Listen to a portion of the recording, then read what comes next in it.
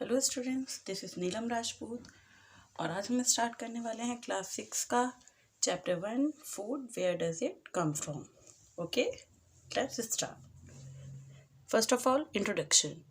We all eat food when we feel hungry. हम जब भी भूखे होते हैं या हमें भूख लग रही होती है तो हम क्या करते हैं, आप अपने मम्मी पापा के पास जाते हो, बोलते हो मम्मा मम्मा मुझे भूख लग रही है, कुछ खाने को दो। तो जब भी हमें भूख लगती है तब हम खाना खाते हैं। Sometimes we eat food for its taste and smell. कई बार ऐसा होता है कि हमें भूख तो नहीं लग रही होती है, पर कहीं कुछ खाना बन रहा होता है या कोई डिश प्रिपेयर हो रही होती है तो उसकी जो स्मेल आती है, उसकी खुशबू आती है, उसकी वजह से हमें भूख लगने लगती है और हम खाना खाते हैं। Food is the need for all living organisms. आप अपने आसपास देखते हो बहुत सारी चीज़ें आपको दिखाई देती हैं, जैसे कि टेबल, चेयर, ठीक है। और अगर आप अपने घर के बाहर देखो तो डॉग्स, कैट्स, बर्ड्स, बहुत सारी चीज़ें आपको नज़र आती हैं, बहुत सारे एनिमल्स नज़र आते हैं, बर्ड्स नज़र आते हैं। तो जो लिविंग ऑर्गेनिजम्स होते हैं, ठीक है, उन्हें फूड की नीड होती है। अब लिविंग ऑर्गेनिज्म और नॉन लिविंग ऑर्गेनिज्म, इनके बारे में आप नेक्स्ट क्लास में पढ़ोगे। Okay. Even plants need food. जो प्लांट्स होते हैं उन्हें भी फूड की नीड होती है। Food is essential for both plants and animals. Plants और एनिमल्स दोनों को ही फूड की ज़रूरत होती है। अब आप ये कहेंगे कि एनिमल्स जो होते हैं आपने उन्हें भी देखा है खाते हुए, आप भी खाना खाते हैं, आप भी एनिमल्स में ही इंक्लूड होते हैं। जो ह्यूमन बीइंग्स होते हैं वो भी एनिमल्स में इंक्लूड होते हैं। अब प्लांट्स कैसे खाना खाते हैं? तो प्लांट्स जो होते हैं वो अपना फूड खुद प्रिपेयर करते हैं फोटोसिंथेसिस से, ठीक है। ये जो आपकी पूरी प्रोसेस है इसके बारे में आप नेक्स्ट क्लास में डिटेल में पढ़ेंगे। We can't live without food for more than a few days. हम कुछ दिन तो बिना खाए रह सकते हैं, लेकिन हम ज़्यादा दिनों तक खाना बिना खाने के या बिना फूड के नहीं रह सकते, ठीक है। The next topic is function of food. जो हम खाना खाते हैं उसके फंक्शन, यानी कि वो क्या क्या काम करता है वो फूड, उसके बारे में अब हम पढ़ेंगे, ठीक है। Food gives us energy to work and play. जो खाना होता है वो हमें खेलने के लिए और काम करने के लिए एनर्जी देते हैं। अब जैसे आपकी पापा की कार है, ठीक है, वो या तो पेट्रोल पे चलेगी या डीजल पे चलेगी, और आजकल सीएनजी की भी कार आने लग गई हैं। तो क्या वो बिना फ्यूल के चलेंगी या काम करेंगी? नहीं। उसी तरीके से जो आपकी बॉडी होती है उसे भी काम करने के लिए, खेलने के लिए, होमवर्क करने के लिए, पढ़ाई करने के लिए फूड की ज़रूरत होती है, एनर्जी की ज़रूरत होती है। वो एनर्जी हमें किससे मिलती है? फूड से। Food keeps our body warm. जो फूड होता है वो हमारी बॉडी को गर्म रखने का काम करता है, ठीक है। Food helps in growth of our body. अब आप ये देखिए, आप अभी छोटे छोटे से हैं, 6 क्लास में हैं, ठीक है, लेकिन जो आपके मम्मी पापा हैं, आपके बड़े भाई बहन हैं, वो काफ़ी बड़े हो चुके हैं, है ना। उनकी बॉडी और आपकी बॉडी में काफ़ी डिफरेंस है। तो ये जो ग्रोथ होती है ये फूड से होती है। फूड जो है वो हमारी बॉडी की ग्रोथ में हेल्प करता है। Food helps in healing injuries. Injuries यानी चोट लगना। कई बार ऐसा होता है आप खेल रहे हो तो आपको चोट लग जाती है गिर के, या आप कोई काम कर रहे हो तो आपको चोट लग जाती है। तो वो जो चोट होती है, जो इंजरी है, उसे हील करने में फूड हेल्प करता है। Food protects our body from diseases. जो बीमारियां होती हैं उससे हमें प्रोटेक्ट करता है फूड, और कीप्स अस हेल्दी, हमें हेल्दी रखने का भी काम करता है, ठीक है। अब आपको ये फंक्शन समझ में आ गए फूड के, कंप्लीट डिटेल में हम आगे पढ़ेंगे। Now the next topic is variety of food, ठीक है। अब we eat many different kinds of food at different times and on different days. हम बहुत सारी चीज़ें खाते हैं अलग अलग टाइम पे और अलग अलग दिनों में। अब ऐसा तो नहीं है आपने मॉर्निंग में भी रोटी खाई, इवनिंग में भी रोटी खाई, और दोपहर में भी अपना जो लंच हो रहा है उसमें भी रोटी खाई, ऐसा तो नहीं होता ना। आप अलग अलग टाइम पे अलग अलग चीज़ें खाते हैं। जैसे ब्रेकफास्ट पे आपने कुछ लाइट ले लिया, लंच के टाइम में मम्मा ने आपके लिए पराठे और वेजिटेबल कोई भी तैयार कर दी या दाल तैयार कर दी, फिर डिनर में आप कुछ ना कुछ और खाते हो, या बीच में आप इवनिंग में स्नैक्स भी ले लेते हो, ठीक है। और इसके अलावा आप अलग अलग जो आपके डेज होते हैं उनमें भी आप अलग अलग खाना खाते हो। जैसे कि अगर सर्दी के दिन है, सीज़न के अकॉर्डिंग आप देख लो, सर्दी के दिन है उसमें आप अलग खाते हो, गर्मी के दिनों में आप अलग खाना खाते हो।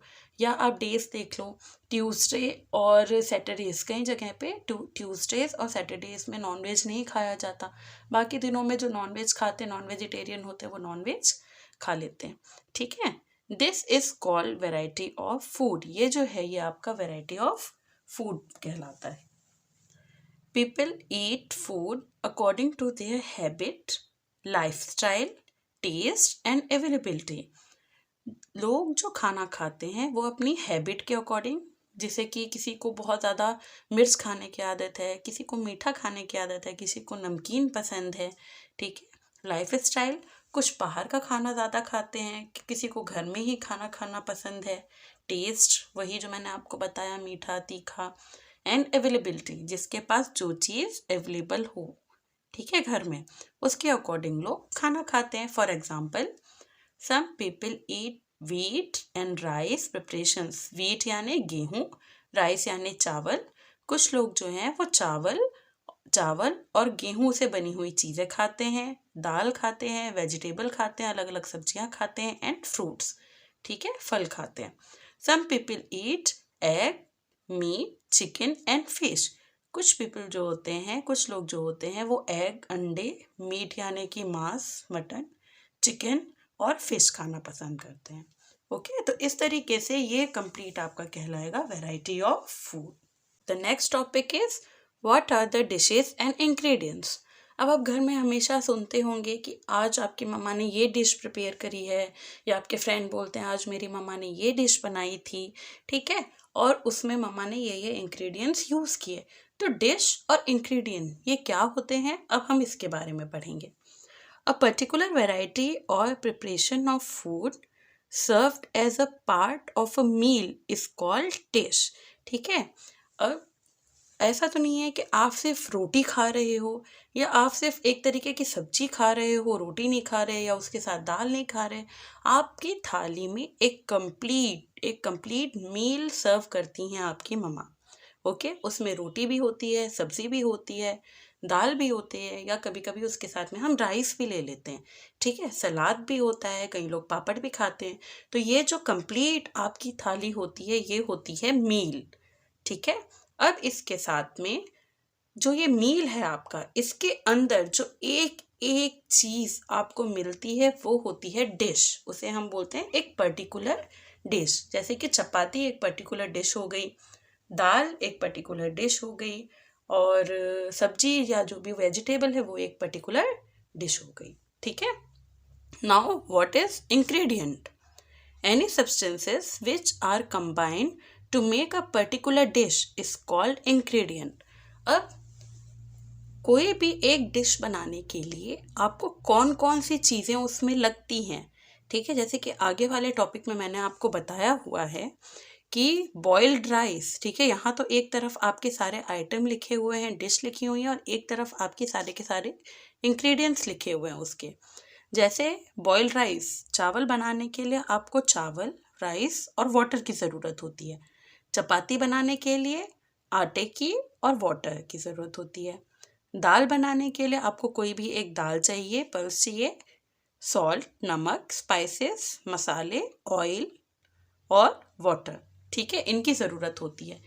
अब इडली जो खाते हैं, जिनके घर में इडली बनती है, उनको पता होगा कि इडली बनाने के लिए चावल, उड़द की दाल, नमक और वाटर की ज़रूरत होती है।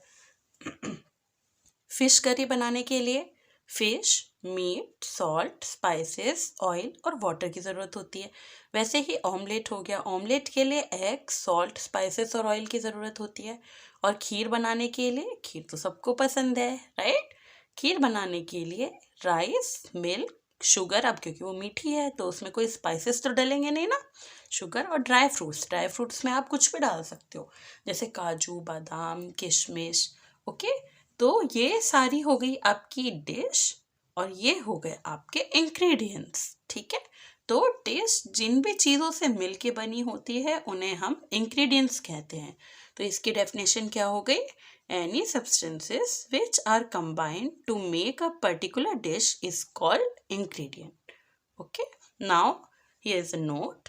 इन द अबव डिस्कशन, ये जो हमने अभी आप पढ़ा यहाँ पे, the oil here means cooking oil. ठीक है, एक चीज़ यहाँ ध्यान रखना है, यहाँ जहाँ जहाँ भी हमने ऑयल का यूज़ किया है ये कुकिंग ऑयल है। ठीक है, जो हम खाने में यूज़ करते हैं। For example groundnut oil, mustard oil, sunflower oil और कोकोनट ऑयल। अब कई सारे बच्चे ऐसे होते हैं जो मुझसे पूछते हैं, मैम कोकोनट ऑयल तो हम बाल में लगाते हैं, ठीक है, ये कुकिंग में हम कहाँ यूज़ करते हैं? तो जो हमारा साउथ इंडिया का जो एरिया है वहाँ पे, और बाकी कई ऐसे घर होते हैं जहाँ पे कोकोनट ऑयल को एज अ कुकिंग फूड भी यूज़ किया जाता है। ठीक है, क्योंकि ये बहुत ज़्यादा हेल्दी होता है। Okay, the next topic is sources of food.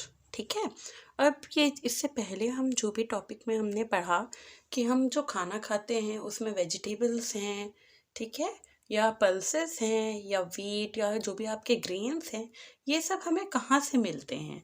अब ऐसा तो नहीं है कि मम्मा या डैडा आपके सीधे जाते हैं शॉप पे और चीज़ें लेके आ जाते हैं। वो कहीं ना कहीं से तो बनती होंगी, कहीं ना कहीं उगाई जाती होंगी, है ना। तो सोर्सेस ऑफ फूड, हमें ये फूड मिलता कहाँ से, अब हम इसके बारे में डिटेल से पढ़ेंगे।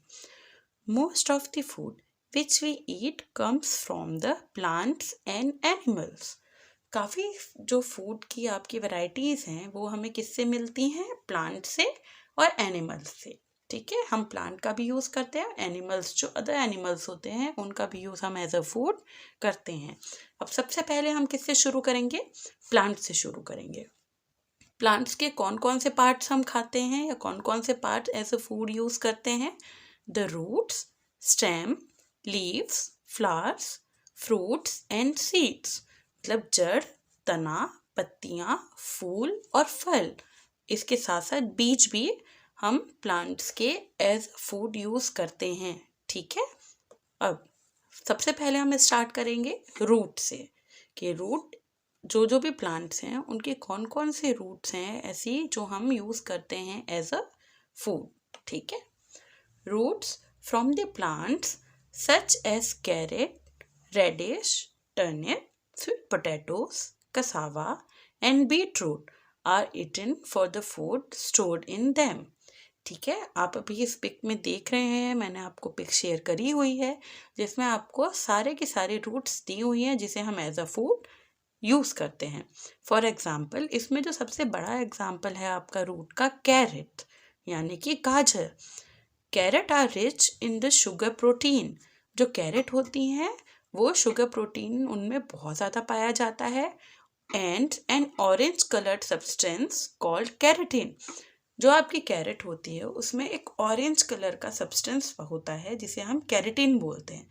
ठीक है, कैरेटिन जो है वो विटामिन ए में चेंज हो जाता है हमारे लीवर के अंदर, और ये हमारे लिए बहुत यूज़फुल होता है, ये हमारी आँखों के लिए भी बहुत ज़्यादा यूज़फुल होता है। ठीक है, the next topic is stem. Stem यानी तना।